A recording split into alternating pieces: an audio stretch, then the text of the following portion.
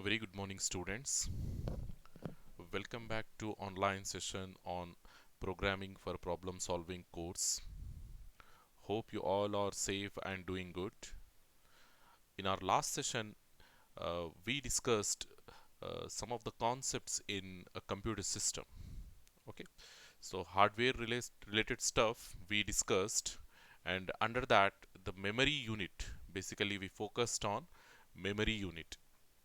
So we discussed what is a computer memory, for what purpose we are using the computer memory, how many different types of computer memories we have, and how many different types of storage devices we have.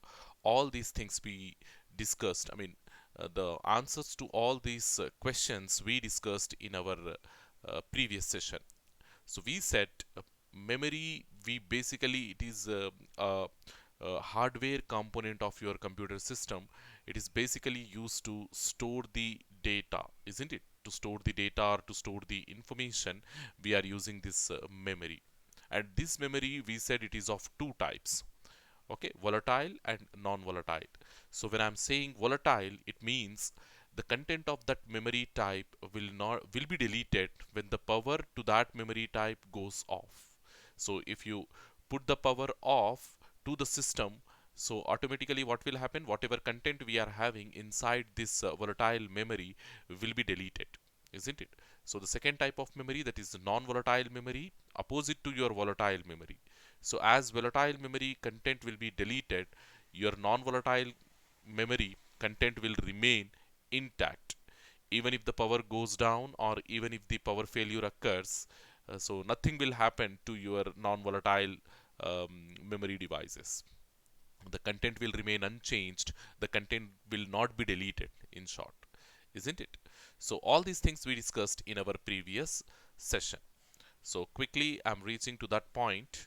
So this we discussed volatile, non-volatile, and then type of storage devices. We said primary, secondary, cache memory, and CPU registers, isn't it? So primary memory, it is again divided into two: read-only memory, ROM, random access memory, RAM. The purpose of ROM, the purpose of RAM we discussed. Then secondary storage, okay, we discussed it as magnetic storage as well as optical storage, isn't it? Magnetic storage, we are using the examples we discussed like floppy disk, hard disk, and magnetic tapes. Okay, uh, and optical storage, we said the laser beams are used in order to read and write the content inside optical storages. And your optical storage examples, device examples, are your CD, compact disc, as well as DVD, digital versatile disc. So these things we discussed. So then cache memory, we said it is the super fast memory, and it will be in between your main memory and the what we call processor. So as it is faster, the cost will be more. That is the reason why we are maintaining this cache memory in limited amount, isn't it? Again, we said the content are volatile. So whatever content you store inside a cache memory, when the power goes down or when the power failure occurs, simply the content will be deleted. The content will be lost. Okay. Uh, and the next thing, the final, the ultra fast memory, we can say it is faster than your cache memory, that is the CPU registers, whatever memory chips we are going to have inside to your processor. So where we are going to have these CPU registers inside the processor. So inside the processor, for transaction purpose or for processing purpose, for manipulation purpose, whatever whatever registers, whatever memory elements we are going to have, we call those elements as CPU registers. So basically they are ultra fast, faster than your cache memory. That is the reason why they are costlier than cache memory, or in short we can say they are the costliest memory types what we have in the market. Okay, so the speed wise as well as cost wise, the categorization I have shown you on that, in my previous session, isn't it? So first we said we are having hard disks, they are slower and they are cheaper. Okay, auxiliary memory types. Okay, auxiliary memory devices, that is nothing but your hard disk, CD, DVD, all these are slower, and they are cheaper in the market. And after that we are having primary memory, that is your random access memory. Compared to hard disk, it is faster. Your random access memory, primary memory, it is faster, and accordingly the cost will also be more. So you have to pay more amount in order to get this RAM into your computer. Then we have, after RAM, we have cache memory. Cache memory, it is faster than your RAM as well as costlier than your RAM. Then we have CPU registers. They are the ultra fast memory elements, and they are costliest ones. Okay, whatever memory types so far we have in the market, these CPU registers, they are the costliest ones. Okay, so that is the reason why, according to the cost of these memory elements, we are going to maintain them inside our computer. So hard disks, as they are cheaper, we are maintaining them in terabytes. Then we have random access memory, as they are somewhat uh, uh, somewhat costlier than the hard disks. That is the reason why we are maintaining these RAM in smaller amount, like in GBs we are maintaining. So when it comes to cache memory, they are more costlier, so we are maintaining them in MBs, megabytes. And finally, the CPU registers we are maintaining in KBs, kilobytes. Okay, as the cost increases, the amount decreases. The amount of using those memory types inside our computer will decrease. So hopefully you understood this concept, as I have explained it clearly in my last session as well as in this session as well. Okay, so this is the what we call the complete organization of all the memory devices, all the input output devices inside our computer. Okay, so organization inside our CPU, I mean that cabinet box, we are going to have your processor, your primary memory, everything. Okay, and your auxiliary memory, your auxiliary memory types also we are going to maintain inside that cabinet only. Input output devices we are connecting through wires, or nowadays we do have a wireless keyboard, wireless mouse as well. Okay, then we have the um, uh, p- yeah, after this we have monitor, your printer, all these are output devices only. So output devices, input devices, we are connecting by some means. Okay, so this is another picture to give you an idea what exactly we are going to have. I mean, over here they are simply showing with the help of box diagrams, but here you can have the real-time representation of these hardware components. So as you can see, quickly I will give you an idea over here.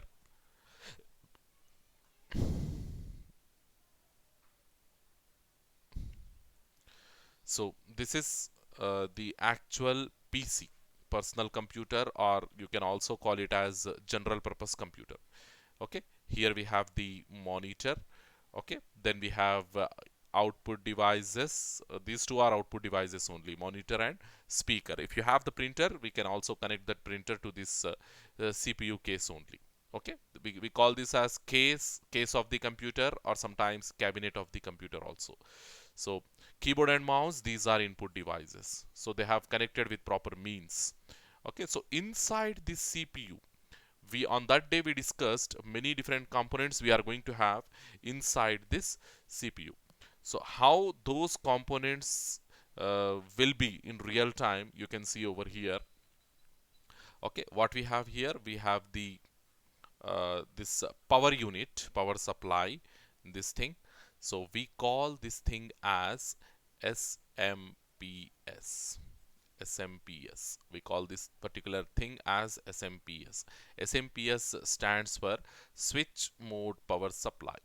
Switch mode power supply. So basically, whatever power we have, whatever electricity we will get from the government into our houses, it will be an AC current. Maybe your electrical faculty or electronic faculty has given the clear idea of what is AC current and what is DC current. But all internal components of your computer, they are electronic devices. And for your information, electrical devices, they run on AC current, but whereas electronic devices, they run on DC current. So this power supply, this switch mode power supply, what it will do, it will convert the AC power into DC power. So the functionality of this SMPS is to convert the AC into DC. So generally, in order to do so, what we use transformers, isn't it? So it is a kind of transformer. Okay, it is a kind of transformer. So SMPS, switch mode power supply, in order to supply the power to your complete computer, we use this SMPS. Okay, then we have DVD-ROM. So as you know, all are quite familiar with what the functionality this DVD-ROM drive will have inside our computer. So we are having this optical devices like CDs and DVDs, isn't it? So in order to read the content, as it is a ROM, we are also having writers, DVD writers available in the market. So with the help of writers, what you can do, you can perform both reading as well as writing operation. But over here, as it is a DVD ROM, read-only memory, we can only read the content. We can only read the content with the help of this DVD ROM, this particular thing. So then we have motherboard. Many people will have the idea of what this motherboard is, what it will do. Basically, it is going to have the integrated connections of all different devices inside your computer. So you have SMPS, you have to give the power to this motherboard. You have DVD, you have to connect that DVD to this motherboard.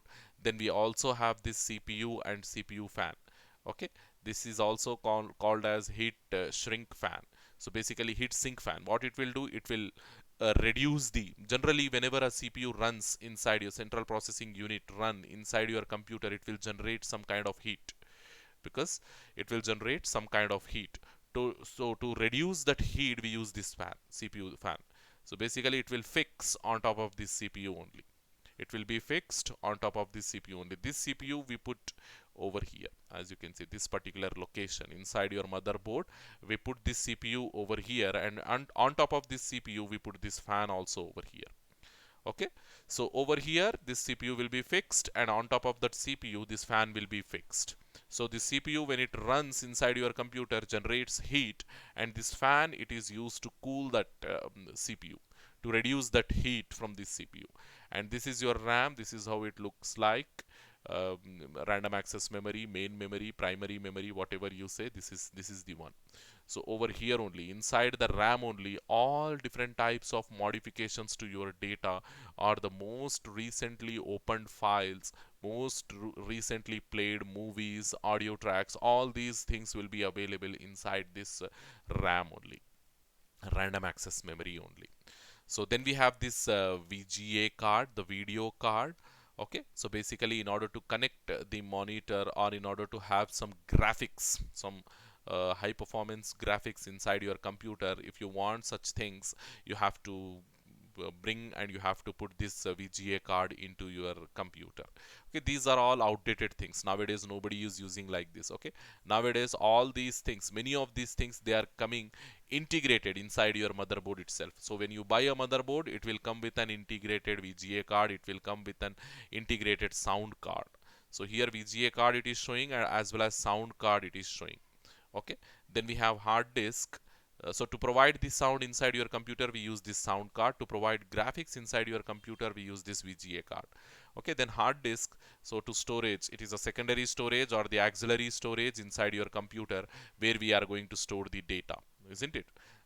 Then we have readers, so different card readers. Okay, we have different types of cards, camera cards, mobile phone cards, isn't it? So or we can also say audio cassettes, video cassettes. So you can have a reader for all these types inside your computer. So if you insist, you want the video cassettes, the big size video cassettes, you want to open inside a computer. So for that you have to have a special type of reader. So this is that kind of readers only. So it is simply saying reader all-in-one internal. So all-in-one in the sense it will do the job. Whatever readers we have inside our market, you can simply replace this reader with that reader. Okay. So all these devices we connect inside a computer, and they work together in order to fulfill your work, in order to fulfill your operations. So So after this we started the discussion of software. So software, we said, it is a virtual, unlike your hardware, it is a virtual component. Virtual in the sense we cannot touch, we cannot sense, we cannot feel. Okay, physical in the sense we can touch, we can sense, we can feel. Okay, but as software, it is a virtual component. You cannot touch, you cannot sense, and you cannot feel. So basically what we said, what is a software? It is a collection of programs. Okay, if you put more than one programs together, it will become a software. It will become a software or application, both are same. Okay, it will become a software or it will become an application. So what exactly is a program means? It is a set of instructions. So what is an instruction means? Any command given to the computer. Any simple command given to the computer can be called as an instruction. So we start with instruction, then we go to just give me a second. Okay.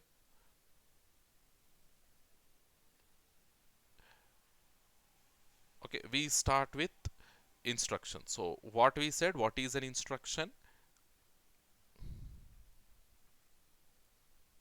Instruction, we said it is a simple command. Any simple command given to the command in the sense an order, isn't it? Basically your computer is, it's always requires orders in order to fulfill your work. It always requires orders. Even if you are giving the same work again and again to it, even if you are giving the same work again and again, you have to give in terms of instructions only, in terms of simple commands only. So if you mix all these instructions together, if you put more than one instructions together, then it will become a program. Then it will become a program. We call it as a computer program, or in short, sorry, uh, computer program, or in short we can also call it as program. Okay, computer program. So if you put such programs, more than one program together, then it will become an software. Then it will become a software, or sometimes we also call this as an application. Hope you understood the difference. Okay, so simple instructions, we are writing simple commands. If you put more than one instruction, more than one command together, then we are getting a program, a computer program. So such programs, okay, if you put more than one program together, then it will give you a software.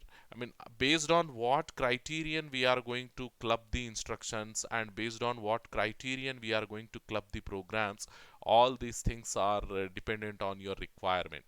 Okay, suppose if you have an operation, if you have a task to be performed, so what we do, we mix, or we simply club all such instructions which satisfies my task.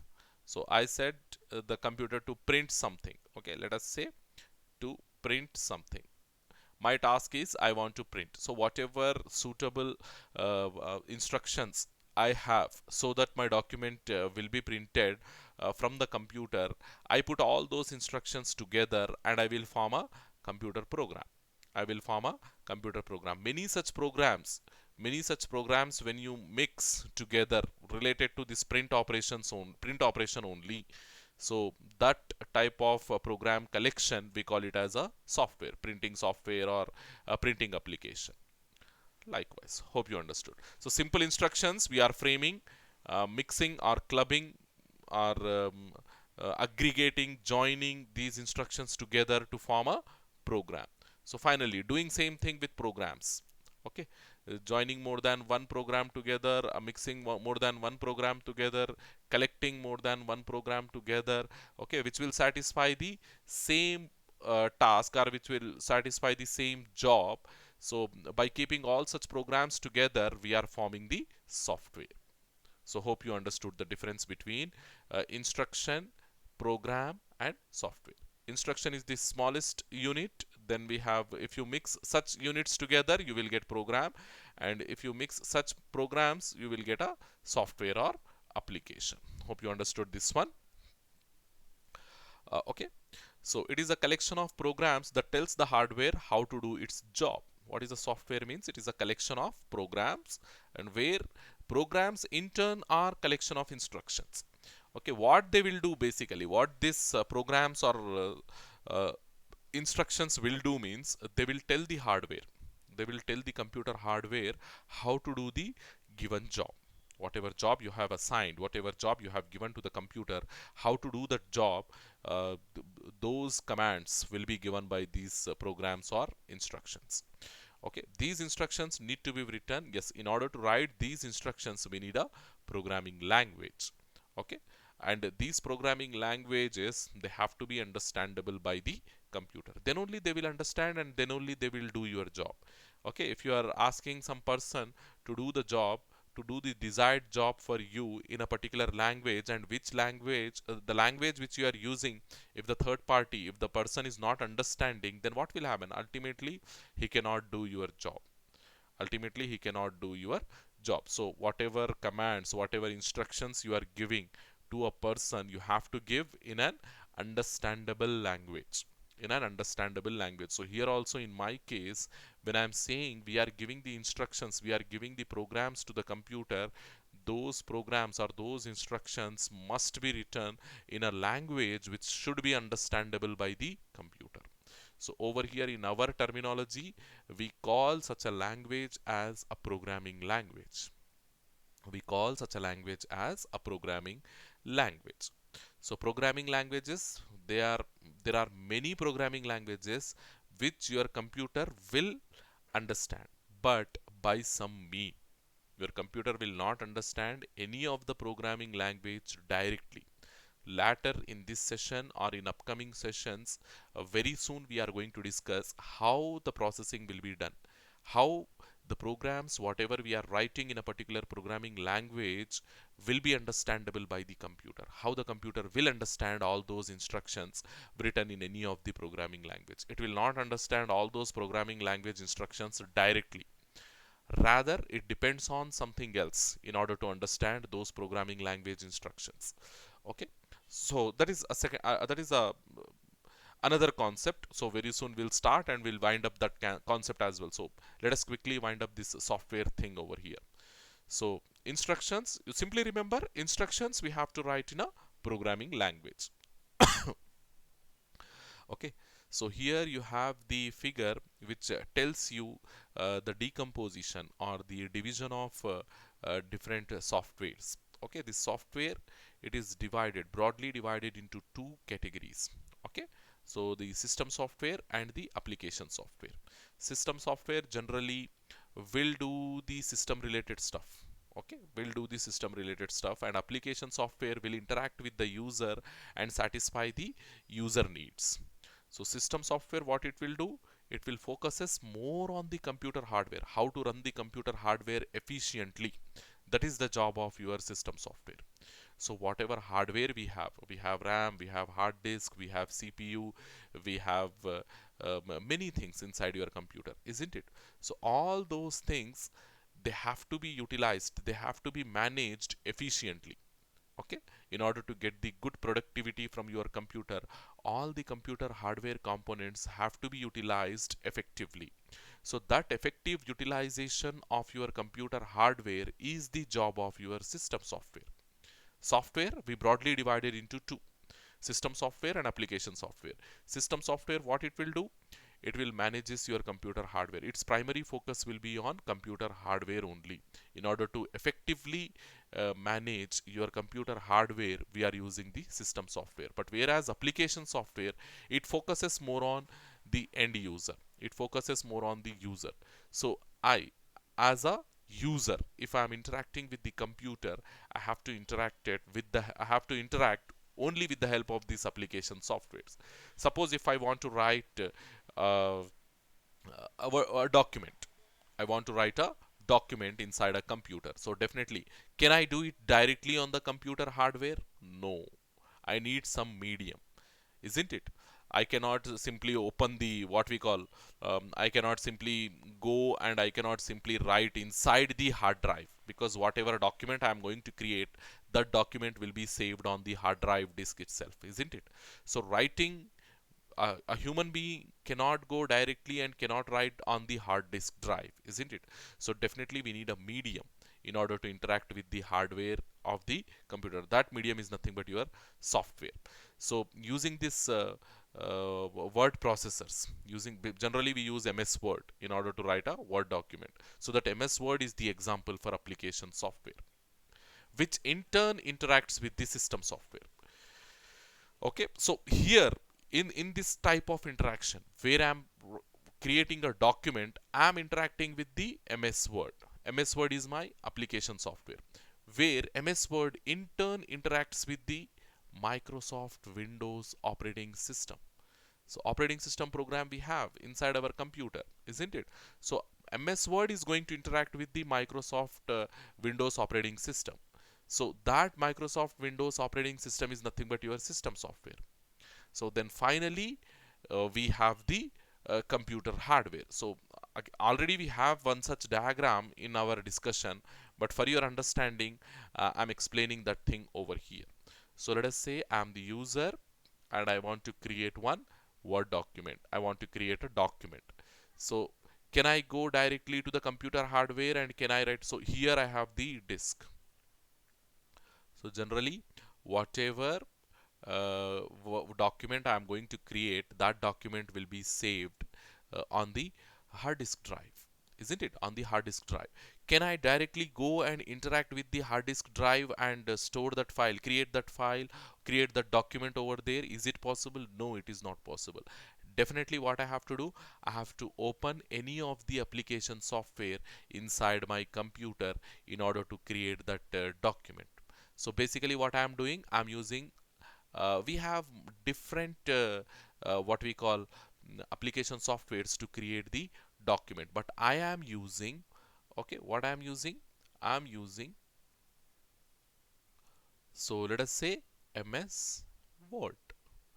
Using MS Word I am creating the document. This MS Word, can it run directly on the computer hardware? This MS Word, can it run directly on the computer hardware? No. So before installing this MS Word, what I have to do, I have to install the operating system on the computer. Operating system. So that operating system is nothing but your system software. This is your system software, and this is what we call this MS Word as. MS Word is nothing but your application software. Application software. So now this operating system, it can directly interact with the computer hardware. It can directly interact with the computer hardware. Now, so first you create the you create your document using this application software MS Word, and that document with the help of operating system will be stored on the disk drive. Will be stored on the disk drive. So this procedure you have to understand. So yeah, he is the user, I am the user over here. So user is interacting with the application software, which in turn interacting with the operating system, and finally the operating system is responsible for interacting with the computer hardware. So again, one more example I am taking. So let us say the user, he wants to play a song on the computer. He wants to play a song on the computer. So can he play directly? So how we can play the song on the speaker? So let us say this is my speaker. Okay, I have a speaker right over here, and on the speaker I want to play a song. Can I play directly on the speaker? No, not possible. I have the audio track and I cannot play that track directly on the speaker. So what I have to do? I have to use any application in order to play that song. So we have multiple applications. So one such application I remember it as Winamp, where we are going to have play button, pause button, okay, fast forward button.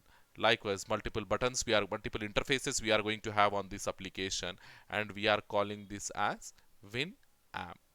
Okay, Windows amplifier, or in short Winamp we call it as. So Winamp we have. So this Winamp, what it will do, is it going to interact with this speaker directly? No, again it is dependent on your operating system itself, your operating system.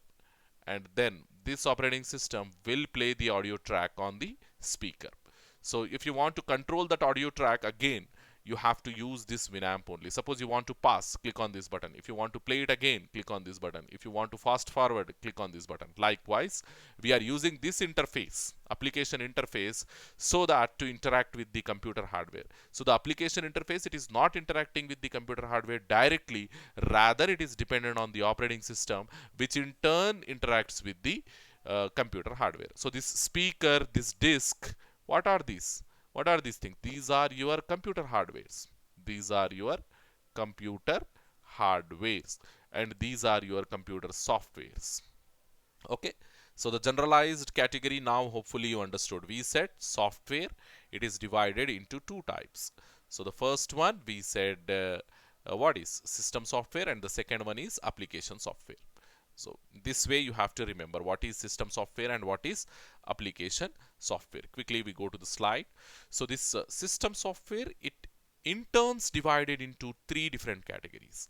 So operating system, system support, and system development. Application software, again two types: general purpose, application specific.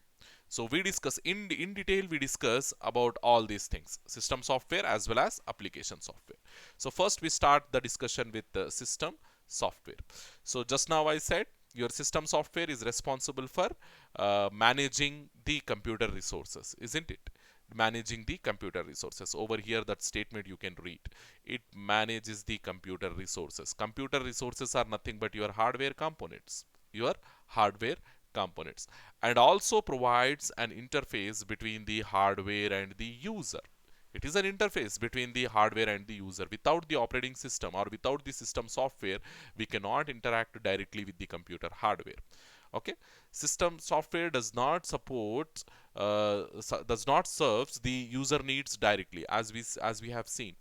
We cannot interact most of the times. We have to mention this one. Most of the times we cannot interact directly with the computer hardware or directly with the operating system directly. So how we are interacting means with the help of this application software. So system software does not serve the user needs. System software also not responsible for directly communicating with the user. Again, we have this what we call application software in between. Okay, so it is divided. System software, it is divided into three: operating system, system support, and system development. So what is operating system? We all know. So when you bring a new computer to your home, so without this operating system, your computer will not wake up, and it will not give any kind of output. It will not fulfill any of your desires, isn't it? So ultimately, to get the productivity from the computer, to make your computer functional, we need this operating system, isn't it? Operating system softwares, we have plenty. Okay, plenty variety of operating systems readily available in the market. So if you go to Windows only, we have many varieties. If you go to Windows only, we have many varieties. So other than this Windows, what operating systems we have? We have Linux, isn't it? We have Linux, we have Ubuntu, we have and your Android, it is also an operating system. Okay, Android, we have iOS, isn't it? Apple OS, Mac OS we have. So all these things are examples for operating systems. So inside Windows, we have Windows XP, Windows 7, Windows 8, Windows 9, and now we have Windows 10 also, isn't it? So if, yeah, quickly take it as an assignment and try to complete. So the different types, different versions of operating systems. Go to the browser, feel free to search, put your queries, search the content. How many different types of operating systems do we have? And inside Windows only, what is the first operating system and where we are currently right now? Do this complete research from your side. So what is the first operating system and how the evolution has been done, and what is the current latest operating system in Windows? Same way, do this for Linux, do this for Macintosh, that is Mac OS. Hopefully you do it. So take it as an assignment or take it as an homework thing, homework task. So what you have to do? So first thing, inside Windows, as you know, it is the it is a particular what we call vendor for operating system. So inside Windows, what is the oldest or the first version? Okay, first version to current version. What is the current version? This type of research you have to do. Same thing inside Linux. Okay, Linux also, what was the first version and what is the current version? Current version. See, first to current you have to do like that. So some people may think that you have to find out only the first version and only the current version. Not like that. From first to current, how many in between? We have so many. That categorization, that information also I need. So here also same thing. From first to the current, all the releases from this Linux I want. Same thing from Macintosh. Okay, Macintosh, it is a Mac OS. In short, we call it as Mac OS. So inside Mac OS also I need what was the first version of Mac OS and what is the current version of Mac OS, and in between how many releases we have. So this type of information, and if possible, if you have more enthusiasm to do, so these three are compulsory. They have, all the students, they have to do these three. So if you have more enthusiasm, if you want to do it if you want to go of one step ahead, so then you can do with Android. Okay, Android also you do. Then in Android also, what is the first and what is the current version? Okay, what is the current version? Then in your Apple phones, isn't it? In your Apple phones, what operating system? iOS. Do the same thing for iOS as well. So here you have something interesting thing, isn't it? So the names to this Android, they are giving, creative names. All those things I want. So for what was the name of the first Android version, and what is the name of the current Android version? Likewise, I want all the details. So quickly take it as an assignment, take it as an homework kind of thing, and do it. See, many times these type of simple things only will make you vibrant in the classroom. Okay, you will gain the attention of the faculty, and in terms of awarding the marks, in terms of what we call showing some benefits. So definitely you will be privileged if you do such things. If you fulfill such activities, you will be privileged. Okay, so quickly I will remove this one and I will go to our PPT. Yes, quickly we have to wind up this thing. So what are operating system? It provides services like interfacing. First of all, how the user is going to interact with the system, that type of interface it will give. Interface is nothing but it will give you the icons. So when you turn on the system, basically what will happen? The operating system will turn on. So when the operating system turns on, what you will get, what you will see on the computer, the icons, the interfacing points, isn't it? The icons, the taskbar, the menu bars, all these things you will see on the computer screen. So this type of things we call it as interface, user interface, graphical user interface. Okay, so your operating system will provide an interface to the user. Okay, so next it will also provide interface to the files, whatever databases we have inside the computer. To all those things it will provide like an interface, like an interaction kind of thing. Okay, it also provides interfaces. So if you are using internet inside your computer, so definitely we have to use many different protocols when we are using internet inside our computer. So all those communication systems, all those protocols will be supported by your operating system only. Okay, so then uh, yeah, running your computer in an efficient manner, it is the responsibility of your operating system only. So these three services or these three responsibilities we have given to the operating system. The first thing, the primary thing, it will provide an interface. The second thing, it will provide a communication system so that you can access the internet, isn't it? And the third one, it will act or it will manage all your computer devices efficiently, all your computer hardware efficiently. So this is operating system. Then we have system support software. So it provides utilities and other operating system services. So what are these utilities means? So sometimes you want to sort some kind of numbers, so sorting programs. Okay, then operating system services is nothing but uh, suppose if you have a disk with you and if you want to format the disk, so what application you use, we are not going to use any kind of application inside our operating system. Only we have this disk utility service, disk format service. So simply we use the disk format service in order to format our disk. So these two types of services we call them as system utilities. Okay, so the first one is sorting programs and the second one is formatting programs. So these two things, see over here, your system support software is responsible. I mean, system support softwares are basically two. So the first one is, so what is that one? First one is utilities. Okay, then we have other operating system services. So your system support software, it is basically divided into two. The first one is utilities and the second one is other operating system services. So what are utilities in the sense? Your sorting programs and disk format programs. We call them as utilities. We call them as utilities. And what are other operating system services in the sense? Okay. So sometimes your operating system will come up with a what we call security monitoring software.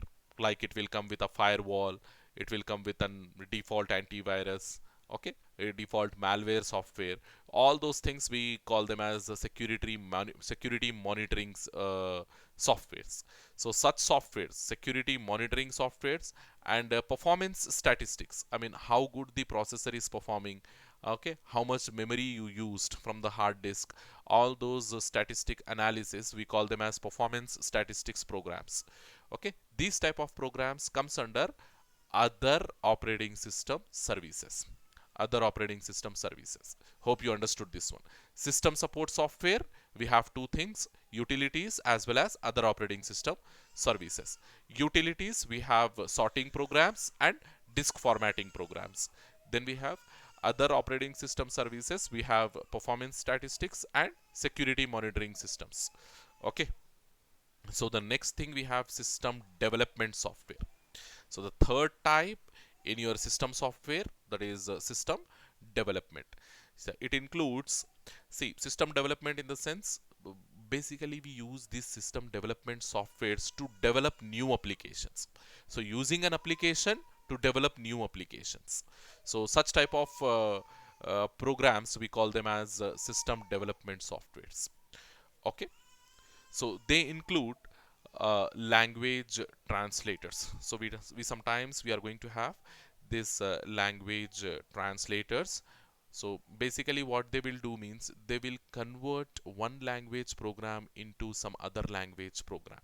Okay, so language translators are nothing but translators. Generally what the translators will do, they will translate one language into some other language. So over here, so language translators inside a computer will translate a program written in one computer language into some other computer language. Okay. So debugging tools, yeah, very soon we are going to understand what you mean by debugging. Debugging in the sense making your program error free. Making your program error free. So to do so, we use debugging tools. So all those debugging tools will also comes under system development software. Then then we have computer aided software engineering. Okay, computer assisted or computer aided software engineering, we call them as case. Okay, in order to uh, what we call develop an application, generally we follow the software engineering principles. So all those software engineering principles we are going to have inside these type of applications, inside these type of softwares, computer assisted software engineering softwares. So hopefully you understood system development software, language translators we have, debugging tools we have, then we have case. Okay. So the next thing, application software, it is directly responsible. Operating system is not directly responsible for satisfying the user needs, But whereas your application software, it is directly responsible for satisfying the user needs. Okay, so whatever desire you have, whatever job you have which you want to be fulfilled by the computer, you will give that job to the application program. You will not give that job to the operating system directly. So application softwares, again, they are divided into two types: general purpose and application specific. See, over here we have seen the categorization. So software, first of all, the software, it is divided into two types: system software and application software.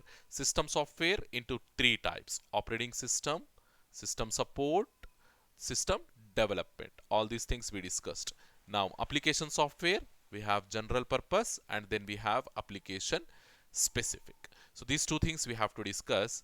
So if you see, general purpose means for a variety of purposes. A single application program, a single application software will satisfy a variety of user needs. Okay, a variety of user needs. So that is the reason why we are calling it as a general purpose software. Okay, so here if you read the second point, I mean first point, they can be used to do more than one job. Okay, they can be used for more than one applications.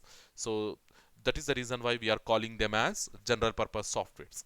So if you see the examples, of word processors, your Microsoft Word, your Microsoft Word will be used in different domains, isn't it? Now in health industry, in manufacturing industry, in education industry, in universities, okay, in defense, okay, many different applications it is having, many different domains are using your word processors. So that is an example for general purpose software. Okay, because it is not specific to any particular field, any particular domain, or any particular application. It can be used as a general purpose software. Okay, then we have database management systems. So very soon you will understand what are database management systems. They are going to store the information. Okay, in order to store the information in a structured manner, we use these database management systems. Okay, and we also have AutoCAD tools. Computer aided design system is nothing but your AutoCAD. So your AutoCAD, it can be used in what we call in electrical fields. So in a building, how you want to do the electrical wiring, that to show we are using AutoCAD. Plumbing, how to do the plumbing, for that also we are using AutoCAD. And the walls, the civil engineers, how the in order to construct, in order to lay out the pillars and all, for that purpose also they are using civil people also they are using this AutoCAD. Okay, and inside the mechanical industry, so suppose if you are designing a automobile part of a vehicle, so that part design you can do it inside an AutoCAD virtually, and you can see the dimensions and all, you can put inside the AutoCAD virtually, and you can see the performance over there. So all these things, yeah, this AutoCAD software, it can be used in many different domains, like civil engineers they are using, electrical engineers they are using, and mechanical engineers they are using. So likewise it is having the scope in different domains. So that is the reason why we are calling this AutoCAD also as a general purpose software. Okay, because it is having more than one purposes to use. Okay, variety of purposes to use. Okay, then application specific. Application specific means whatever application software you have, its purpose of development is specific to that domain, or specific to the purpose. So they can be used only for the task for which they are designed. Okay, okay, when you're designing this application, the task is fixed, and that is the reason why the developed application will satisfy only that particular task. Okay, they cannot be used for general tasks, they cannot be used for more than one task or general purpose tasks. Examples, chartered accountant people, they use the ledger system. Okay, in order to prepare the balance sheets, in order to prepare the um, accounts information, they use these ledger softwares. So these ledger software, they are application specific. Okay, the lawyer cannot be used that ledger system, like how he is using MS Word. So if you give that ledger software to a lawyer who is going to work in a court, it is of no use to him. or you get that ledger system and give it to a mechanical engineer, it is of no use to him. But whereas if you give the Microsoft Word application, both the lawyer as well as mechanical engineer will get the application from it, will utilize that MS Word in his domain. So just to understand the difference between this ledger system and the general purpose and application specific softwares, I'm giving this example. Hopefully you understood. So there are some material management systems. Okay, like in mostly we see this material management systems in general stores. What they do, they are going to have some material application in their computers, and when you are purchasing something and when you bring those things to the billing counter, what they will do, they will simply see that barcode and they will type that barcode, or they will scan that barcode, so that what we call that software will automatically calculate the bill for it. Okay, they will simply input the barcode and they will simply input the quantity over there, and accordingly the software will calculate the final bill, isn't it? Final bill.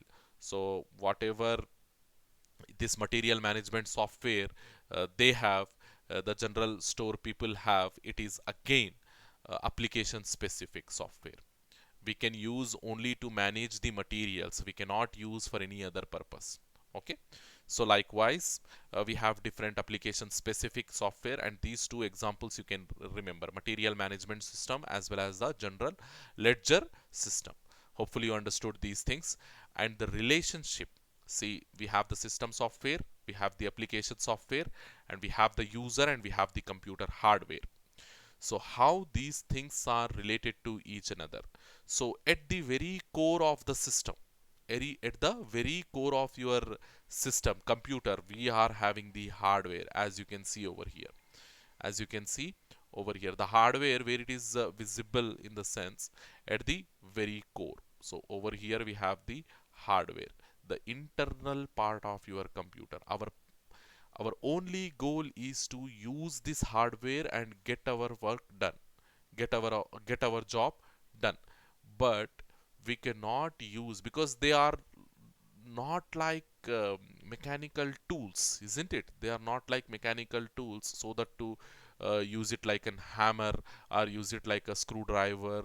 Okay, uh, they are electronic components. So we cannot, in order to get the functionality from those electronic components, we need to put some software on them, isn't it? Then only they will work, then only they will give the output for us, then only they become productive for us. So our primary goal when we have a computer with us is to utilize the hardware, to make the hardware functional. And how we are making that hardware functional means with the help of the system software. We are installing the system software on top of the hardware. So with the help of the system software only, your hardware, your computer hardware will work, your computer hardware will function. And after the system software, we have the application softwares. And as you know, the user many times interacts directly with the application software, which in turn interacts with the computer system software, which in turn interacts with the computer hardware. This type of relationship I have shown you in a what we call sequential diagram also. The user is interacting with MS Word, and MS Word is interacting with Windows operating system, and then finally Windows operating system is interacting with the computer hardware. Here also the same phenomenon is shown. The user is interacting with application software, that is nothing but MS Word. MS Word is interacting with system software, that is nothing but Windows operating system, and Windows operating system is interacting with the computer hardware. Sometimes whenever the user wants to do these applications, whenever the user wants to do some disk formatting or sorting programs or performance statistics, if he wants to see the performance statistics or security monitoring applications, if we want to use all those things, they are inside the system software only. They are not application softwares, they are inside the system software. So here, yeah, this outer white white circle, isn't it? Outer white circle, it is showing the user. So the user will have here also, isn't it? This entire thing, this entire part is nothing but your user. This entire part is nothing but your user. So the user will also come here. So the user is also having the flexibility. That is the reason why I said most of the time he interacts with the application software. But if he feels it as a necessity, but if he feels as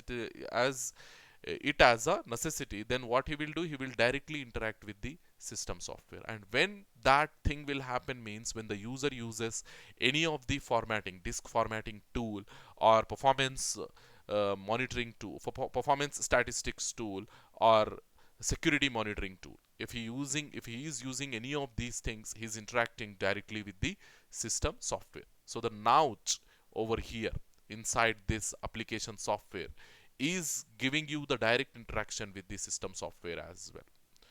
So if it fills like this, if the application software is fills like this, then it means that there is no way that the user can interact directly with the system software. There is no scope that the user can interact directly with the system software. But as we have a notch over here, as we have a gap over here, so the user, if he feels, he can also interact with the system software directly. So this diagram, it is very important, and this so many times they will ask, okay, along with the computer hardware software, they will also ask the relationship between system and application software. So you have to remember this diagram and how the user is interacting with the computer hardware. I mean, what path he is following in order to interact with the computer hardware. One path is application program, system software, then hardware. Another path is directly system software to computer hardware likewise. Okay, so in our upcoming session, because already the time is running out, in our next session we will see the computer languages. Okay, hopefully we start and we'll conclude the computer languages, and after that, I mean, I'm taking 2 more sessions to wind up this first chapter. So because I have started slowly, so very soon we'll take that speed and we'll move forward. But anyhow, as it is a very inception phase, I don't want you people to struggle a lot. So that is the reason why I have started slowly. So still this is my third session, and still we are in basic computer components only. So generally, if it is an offline class, if we are interacting directly, I would have completed all these things in one session or hardly in 2 sessions. Hopefully you understood this one. Thank you very much, students.